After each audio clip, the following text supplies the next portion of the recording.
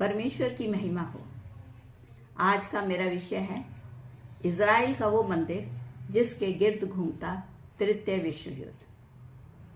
जैसा कि हम लोग देख रहे हैं कि इज़राइल के मंदिर के ऊपर वहाँ के यहूदी लोग, विश्व में फैले हुए क्रिश्चियन या ईसाई लोग और मुस्लिम लोग अपना अपना अधिकार बता रहे हैं। आज हम देखेंगे कि आखिर ये मंदिर कब और कैसे तैयार हुआ। जैसा कि हम लोग जानते हैं कि परमेश्वर ने सृष्टि की रचना की, सूरज, चांद, सितारे और खूबसूरत पृथ्वी को बनाया। क्या वो अपने लिए भवन नहीं बनवा सकता था? लेकिन इसके लिए परमेश्वर इंसान की जिज्ञासा चाहता था, और ये जिज्ञासा पृथ्वी के दूसरे राजा दाऊद के मन में जागी। इससे पहले परमेश्वर से मिलने के लिए, परमेश्वर की बात सुनने के लिए या प्रार्थना करने के लिए तंबू लगाए जाते थे, और वो तंबू जो थे पवित्र होते थे। उनमें हर कोई आ जा नहीं सकता था, केवल नबी या भविष्यवक्ता जिन्हें परमेश्वर बुलाता था। जब राजा दाऊद के मन में परमेश्वर के लिए भवन बनाने की इच्छा जाहिर हुई, इसके लिए यहाँ लिखा हुआ है, अगर हम बाइबल में पहला इतिहास 17 आयत में देखें, तब राजा दाऊद ने नतान नबी से कहा, देख, मैं तो देवदारू के बने घर में रहता हूँ, परंतु यहोवा की वाचा का संदूक तंबू में रहता है।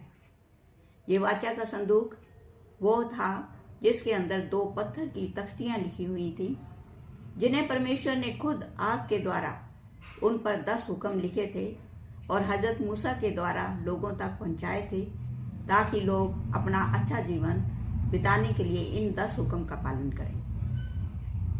जब राजा दाऊद के मन की इच्छा को परमेश्वर को पता चला, तो उन्होंने नतान नबी के द्वारा यह कहला भेजा कि देख, मेरे निवास के लिए तू घर नहीं बनवाने पाएगा, परंतु मैं तेरे बाद तेरे वंश को, जो तेरे पुत्रों में से होगा, उसके राज्य को स्थिर करूंगा और वही मेरे लिए घर बनवाएगा। यदि हम पहला इतिहास 22 में देखते हैं, तो दाऊद ने अपने पुत्र सुलेमान से कहा कि मेरी हार्दिक इच्छा थी कि मैं अपने परमेश्वर यहोवा का नाम का भवन बनाऊं, परंतु परमेश्वर का यह वचन मेरे पास पहुंचा कि तूने बड़े बड़े युद्ध किए हैं, बहुत लहू बहाया है, इसलिए तू मेरे नाम का भवन ना बनाने पाएगा। और फिर हम आगे देखते हैं कि 1000 ईस्वी पूर्व, यानी ईसा पूर्व ईस्वी में राजा सुलेमान ने इस भवन को बनवाया, और उसने इस भवन को बनवाने के लिए दुनिया भर की खूबसूरत चीज़ों को, खूबसूरत धातुओं का प्रयोग किया। और जब ये भवन बनकर तैयार हो गया, तो उसने गिड़गिड़ाकर परमेश्वर से प्रार्थना की। उसके लिए भी लिखा हुआ है, यदि हम दूसरा इतिहास 6 आयत में देखें, कि अब हे यहोवा परमेश्वर, उठकर अपने सामर्थ्य के संदूक समेत अपने विश्राम स्थान में आ।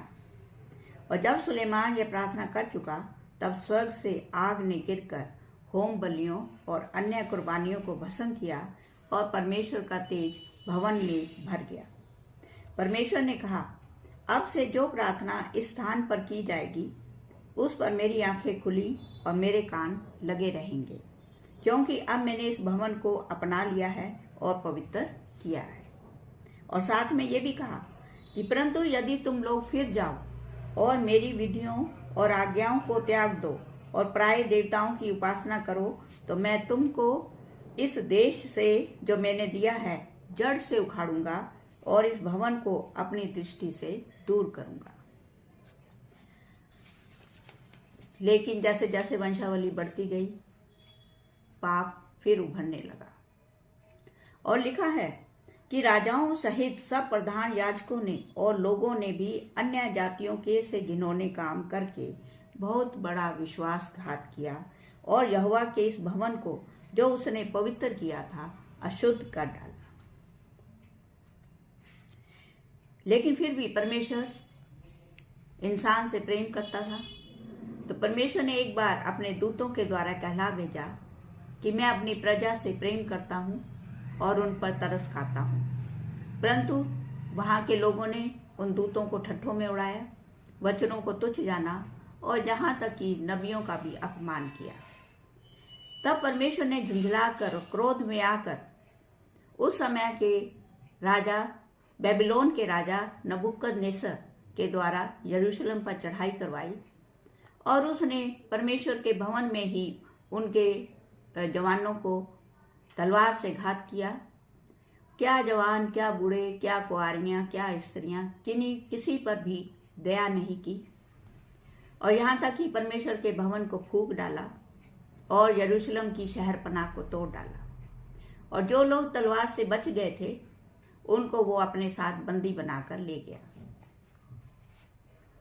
फिर जैसे जैसे समय बीतता गया, फिर परमेश्वर को अपने लोगों पर तरस आया और फिर परमेश्वर जब सब कुछ शांत हो गया तब परमेश्वर ने एक बार फिर से भवन निर्माण करने के लिए राजा से कहा।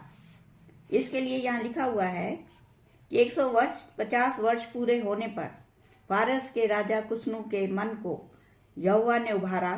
तब उसने समस्त राज्य में यह प्रचार करवाया कि स्वर्ग के परमेश्वर यहोवा ने पृथ्वी भर का राज्य मुझे दिया है और परमेश्वर ने मुझे आज्ञा दी कि यरूशलेम जो यहूदा में है उसमें मेरा एक भवन बनवा।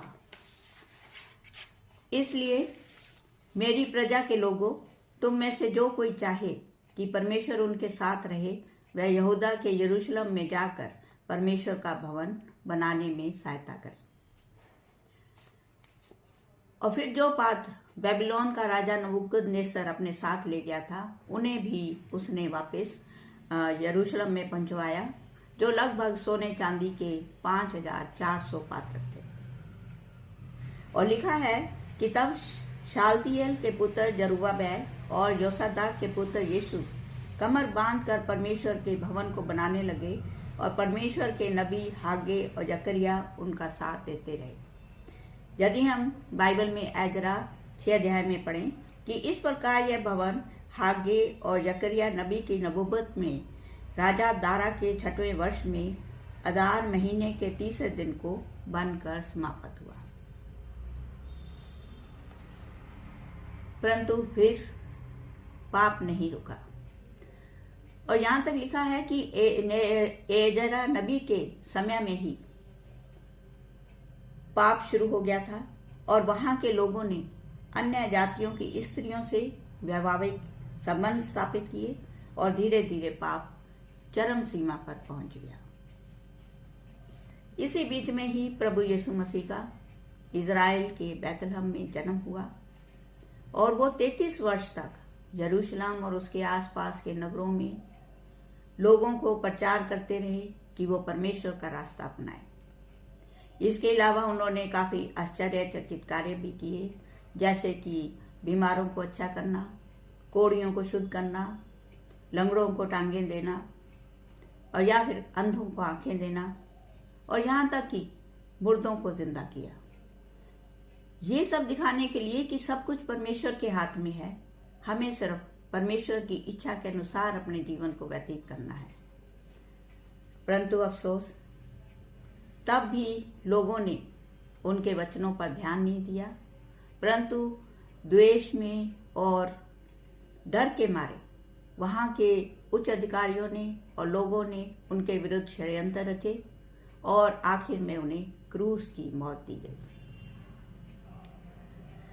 प्रभु यीशु मसीह क्रूस की मौत के तीसरे दिन मृतकों में से जिंदा हुए और 40 दिन तक वो अपने चेलों के साथ और अपने लोगों के बीच में रहे और 40वें दिन उनका अपने चेलों के सामने ही स्वर्गारोहण हुआ।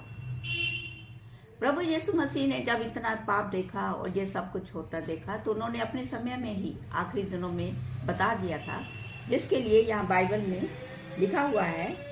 यदि हम लूका 23 की 27 आयत को देखें, जिस समय प्रभु यीशु मसीह क्रूस लेकर कलवरी पर्वत पर जा रहे थे तो लोगों की बड़ी भीड़ उसके पीछे हो ली और उसमें से बहुत सी स्त्रियां भी थीं जो उसके लिए छाती पीटती और विलाप करती थीं। यीशु ने उनकी ओर मुड़कर कहा, आए यरूशलेम की पुत्रियों, मेरे लिए मत रो, परंतु अपने और अपने बालकों के लिए रो। एक और जगह भी लिखा हुआ है मत्ती 24 में कि जब उसके चेले उसको मंदिर की रचना दिखाने के लिए उसके पास आए, तब यीशु ने उनसे कहा, तुम यह सब देख रहे हो ना? मैं तुमसे सच कहता हूँ, यहाँ पत्थर पर पत्थर भी ना छूटेगा जो ढाया ना जाएगा। और ऐसा ही हुआ। प्रभु यीशु मसीह के स्वर्गारोहण के लगभग 35 वर्ष के पश्चात वहीं के रोमी राजा टाइटस ने लगभग 1,33,000 यहूदियों का कत्ल करवा दिया और मंदिर को तोड़ डाला, और जो लोग बच गए थे उनको यरूशलेम और फिलिस्तीन से बाहर निकाल दिया, और वो पूरे संसार में फैल गए।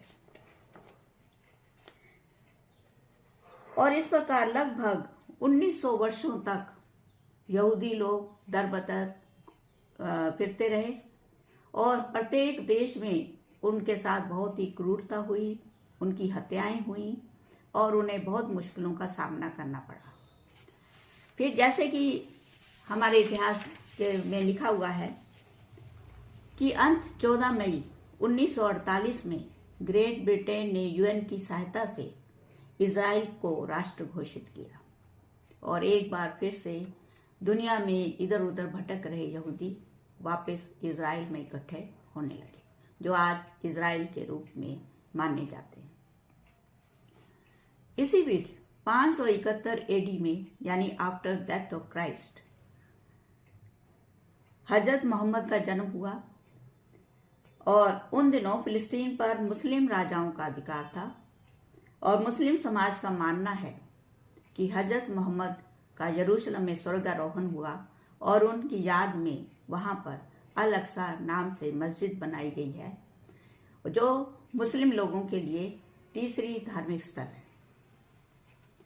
और इस प्रकार हम देख रहे हैं कि दो मंदिर की वजह से, प्रभु यीशु मसीह के क्रूसिफिकेशन और उनके स्वर्गारोहण की वजह से ईसाई लोगों में, और हजरत मोहम्मद की वजह से मुस्लिम लोगों के लिए ये धार्मिक स्थल बन गए।